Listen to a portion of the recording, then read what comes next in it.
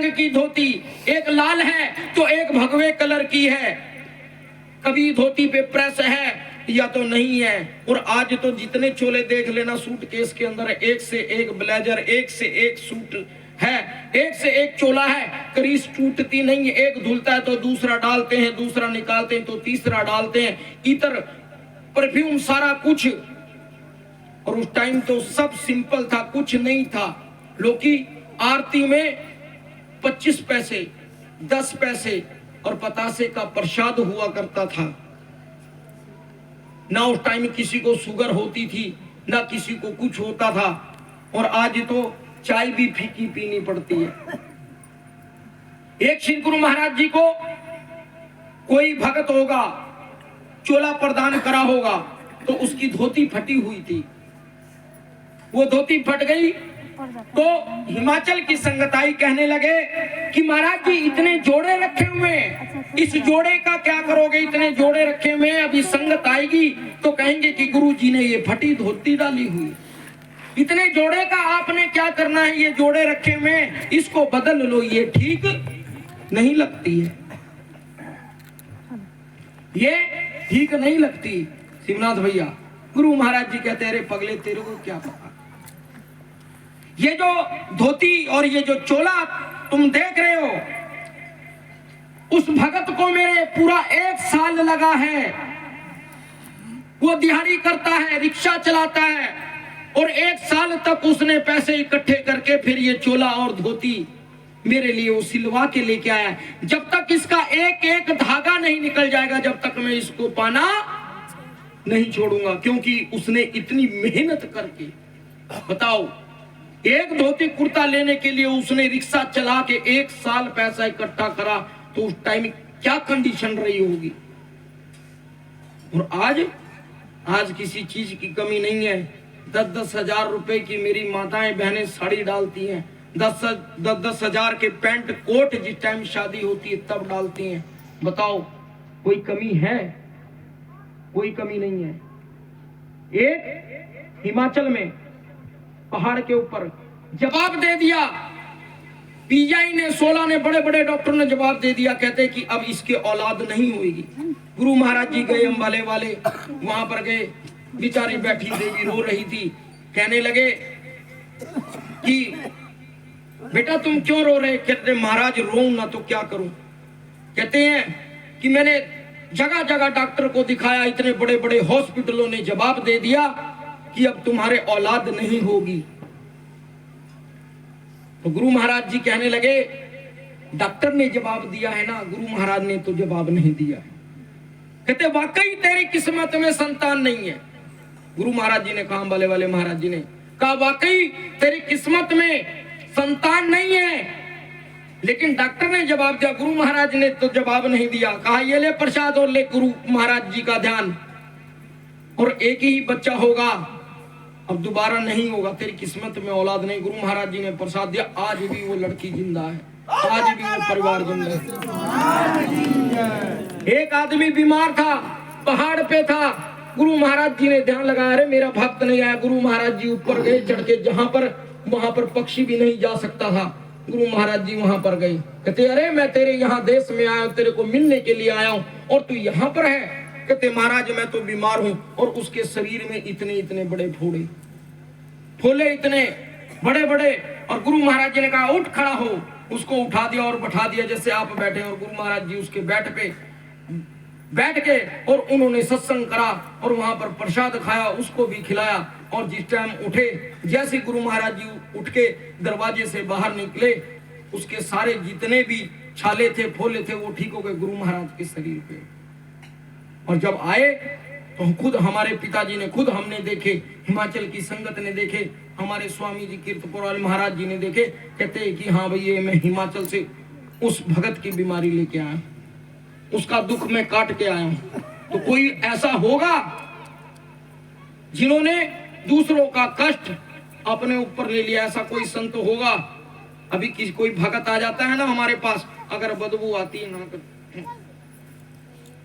लेकिन शिवनाथ भैया उन्होंने ऐसा नहीं कहा।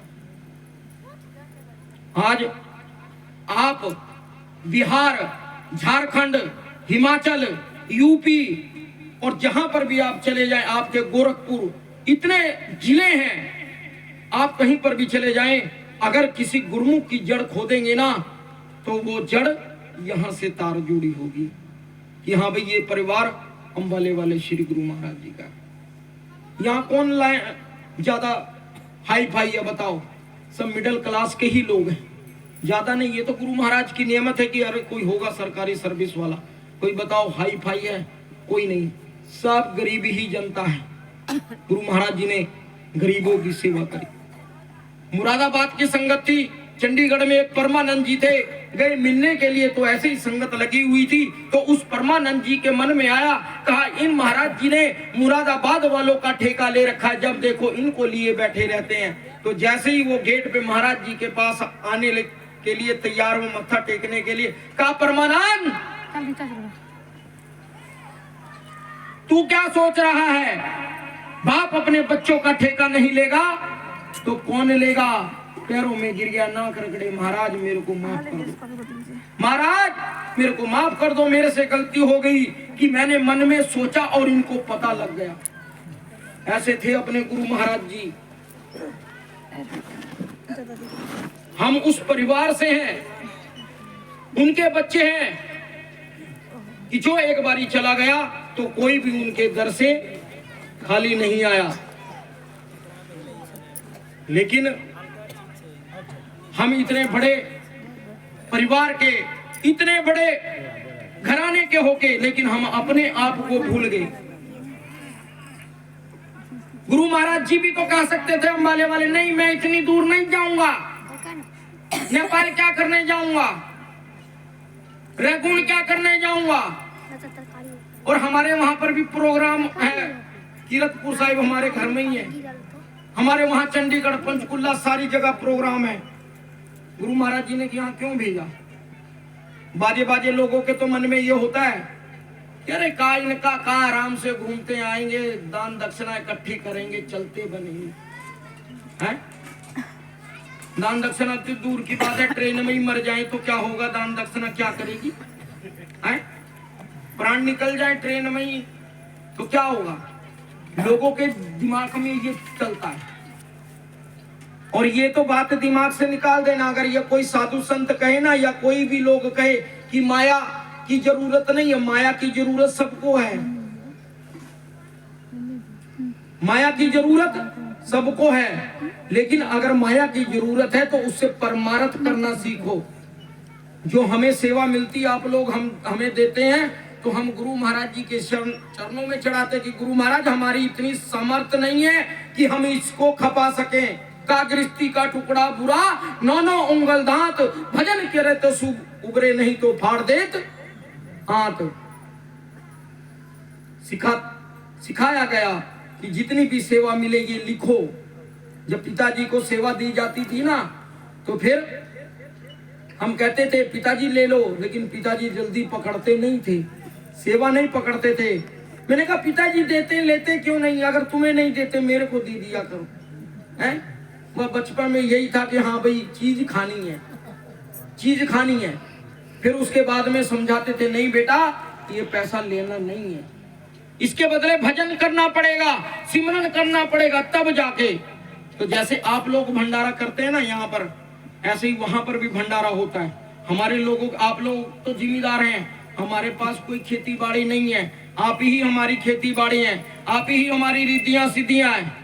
कहते हैं ना कि हाँ भाई रिद्धियां सिद्धियां काम करती हैं। गुरु समरथ सर पर खड़े, क्या कमी तो है दास, रिद्धि सिद्धि सेवा करे और मुक्ति न छोड़े साथ।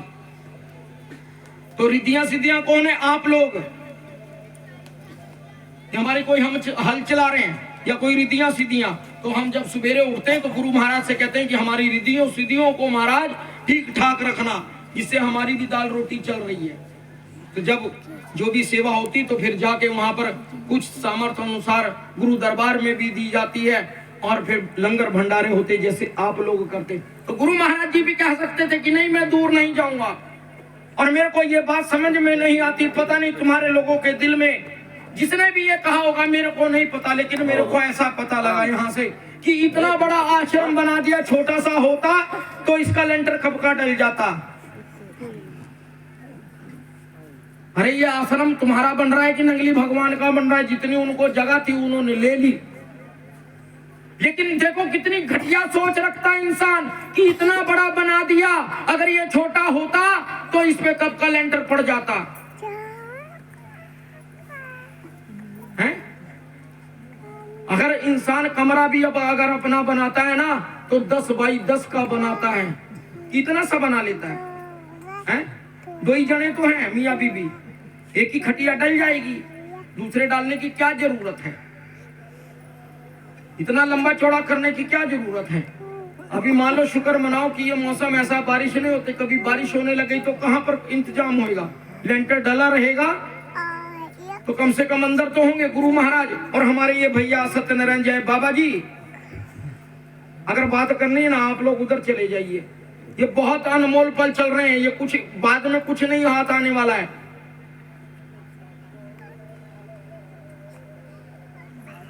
ये सत्यनारायण भैया है, कहते हैं कि जहां पर वो केले का वृक्ष लगा, जहां गुरु महाराज बैठे, वहां ऐसे लगता है कि गुरु महाराज जी वहां विराजमान है। वाकई गुरु महाराज जी विराजमान है?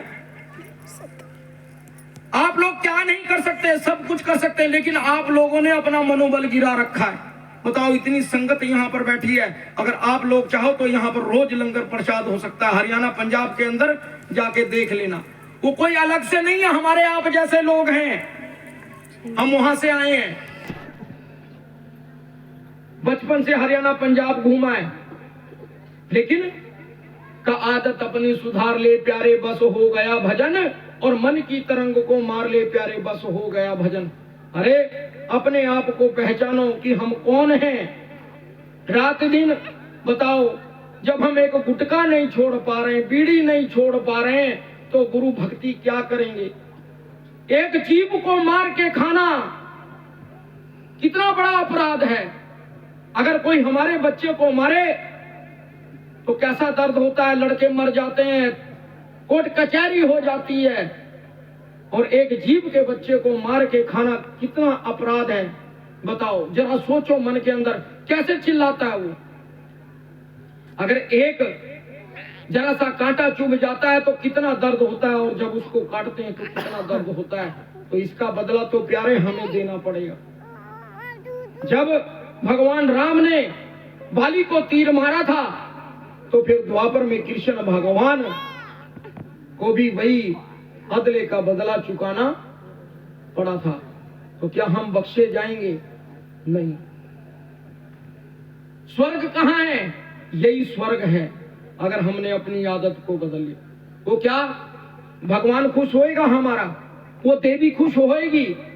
कोई खुश नहीं होगी, और उल्टा हमें दंड देंगे कि नहीं इसने अपराध करा है। कहते हैं इतनी सी अगर एक बूंद दारू जबान पे रखी जाती है तो हमारे सारे पुण्य कर्म जो होते हैं वो सब नष्ट हो जाते हैं। श्री गुरु महाराज जी कहा करते थे, का झूठ मूठ खेले तो सचमुच होए, सचमुच खेले तो बिरला कोय, खेलत खेलत मन चितलाए, होत हो ही जाए। जिस टाइम हम भजन में बैठते हैं कि महाराज जी शरीर दर्द हो रहा है, अरे प्यारे होने दे शरीर को दर्द।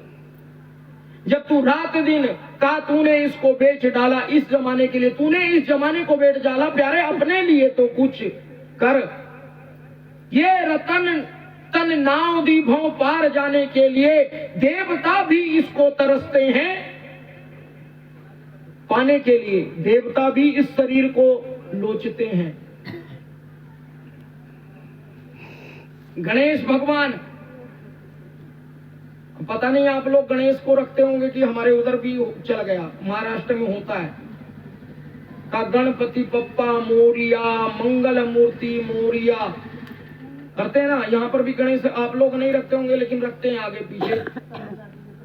कोई छोटा लेके आता है गणेश, कोई बड़ा लेके आता है, कोई बीच का साइज लेके आता है, लेकिन तकरीबन लेके आते हैं। और जब पंडित लोग आते हैं तो वो पहले गणेश की पूजा कराते हैं, लेकिन कहते हैं प्रथमे गुरु जी को वंदना, द्वितीय आद गणेश, तृतीय मां शारदे, मेरे कंठ करो प्रवेश।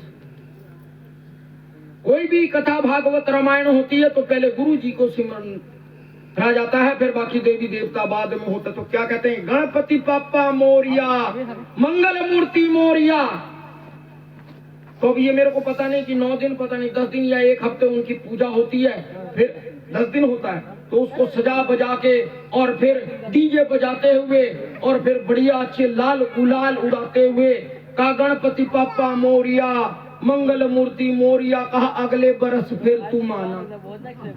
है? क्या गणेश को रखने के लिए जगह नहीं है घर में क्या? है? अगर कहीं साफ पानी हुआ, शुद्ध हुआ तो गंगा जी में उसको विसर्जन कर दिया, और नहीं तो कहीं गणेश उधर पड़ा है बेचारा, कहीं गणेश उधर पड़ा है।